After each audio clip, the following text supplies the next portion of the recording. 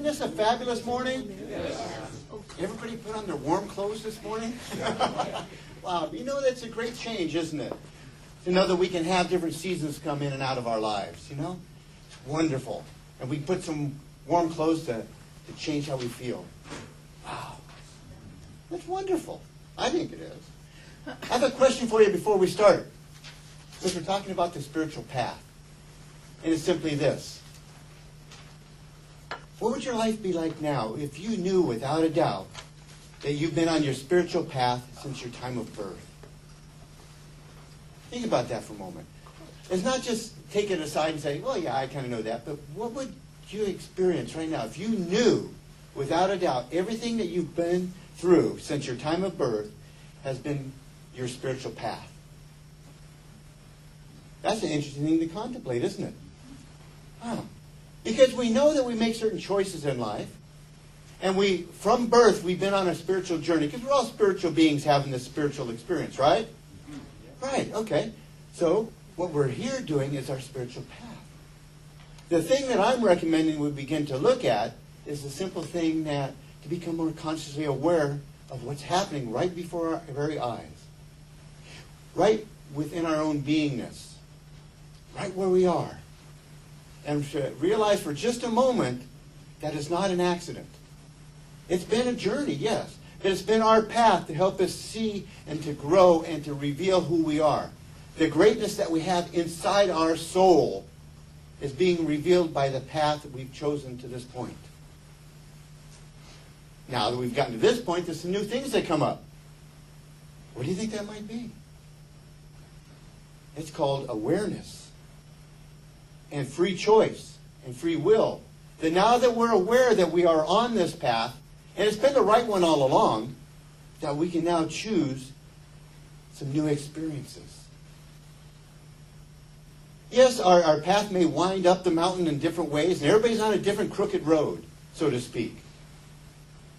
But each turn, each twist, each rock in our path is not there by accident. In fact, the big boulders that we often experience that are right in our path that we think about and we go, why is this boulder in my way? It shouldn't be here. Well, I'm just here to suggest that maybe, just maybe, that boulder is your path. And it showed up because we evoked it, so to speak. We've asked for it. We intended it. And part of our intentions are very conscious. We intend that we want life to be a certain way. But sometimes we're not in alignment with that, are we?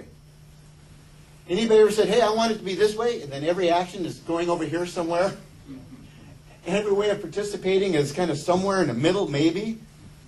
It's kind of like that term we've heard, it's like we're standing on the fence. Get off on either side, at least so you know where you stand.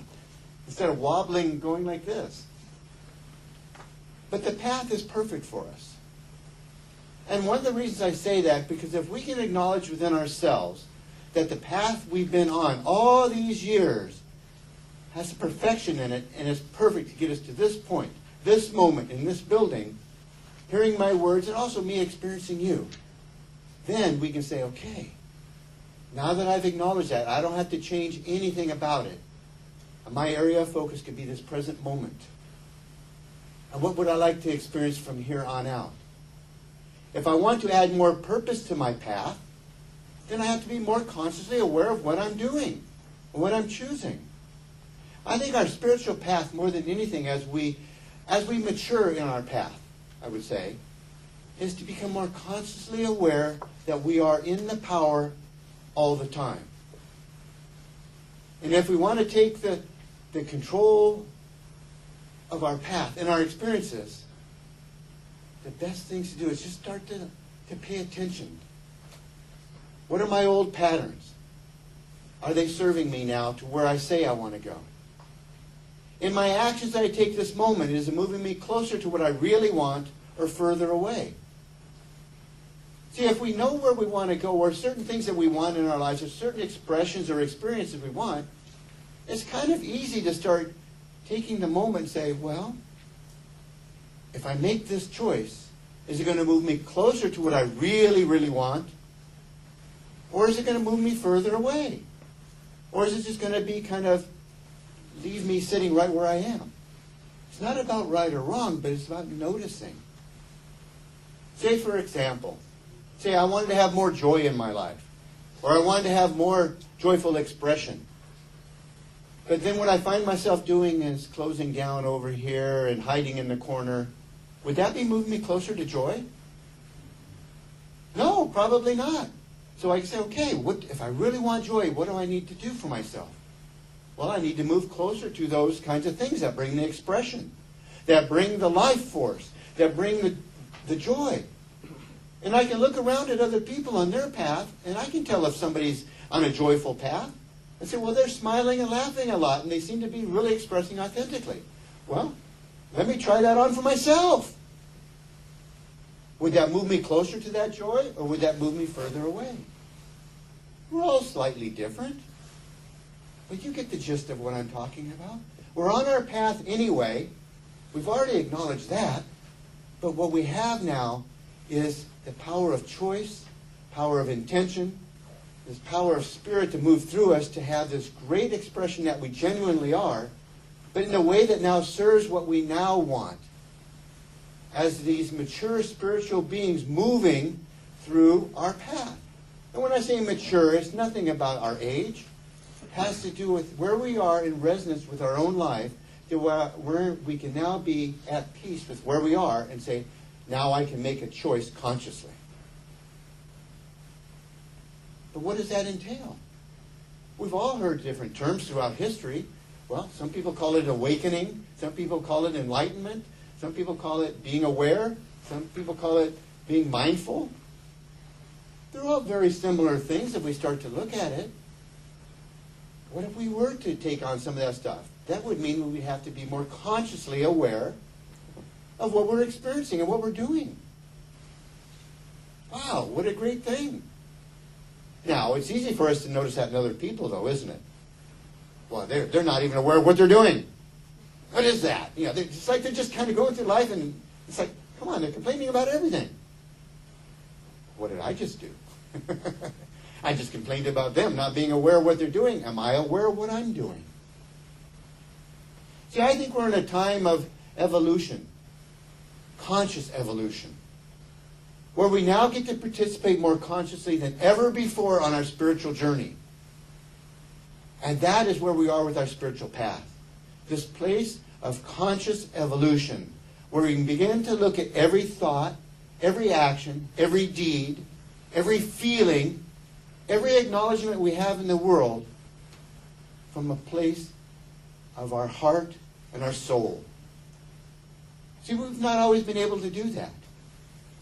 But the most important thing is we can do that now. Would that serve us, do you think? Do you think being more conscious in our choices and our decision and choosing how to experience and learning how to do that, would that be helpful for us in our life? Anybody think so? Yeah. Isn't that a wonderful thing that we can learn? We may not have known yesterday. The important thing is we can learn and know today. Today. Not everybody's going to buy what we're selling, in a sense. The important thing is, are we buying what we're selling? And are we willing to experience it in our life and be in full expression? Think about that. How would you feel if you had this great gift inside of you and you weren't giving it away? You were just kind of stuffing it inside. Anybody ever had that experience, or is it only me? Yeah. We know what that feels like. But could you imagine for a moment, think about that. What would it really feel like in your body, in your life, in your expression, if you knew this, whatever this gift was inside of you, you gave it fully and freely? Do you think that would bring more life force into your life? Yes, see? Excellent. Why would that be? Because that's our natural path. See, I believe our spiritual path is one that we've been on all our lives, but it's also we've been giving ourselves guidance through intuition, through inspiration, through these different feelings and things we get from time to time. And you all know which ones I'm talking about. And for me, for a long time, it was the things that I used to say to myself just before I would say, no, that can't be true. That can't be right. I can't do that. But you know what? It is right. And it is true.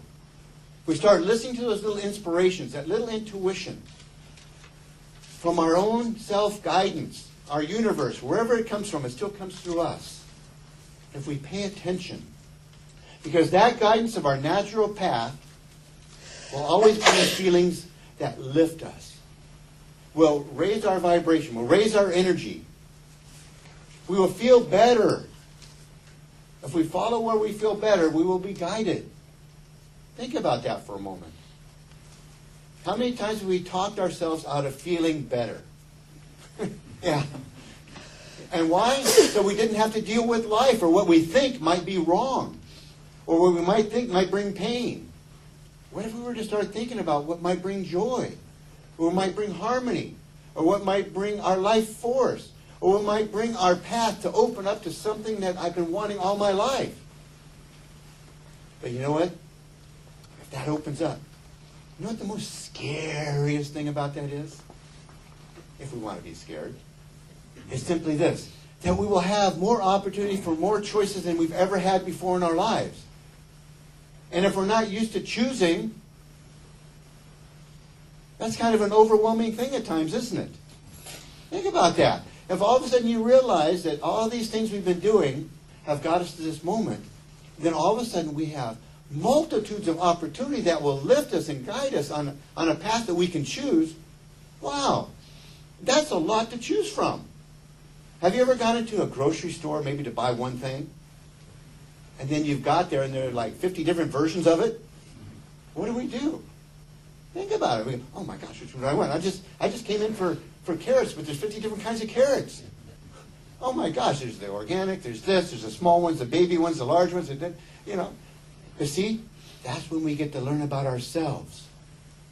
Because how we begin to choose consciously now will help us understand our preferences, our values, our spirit.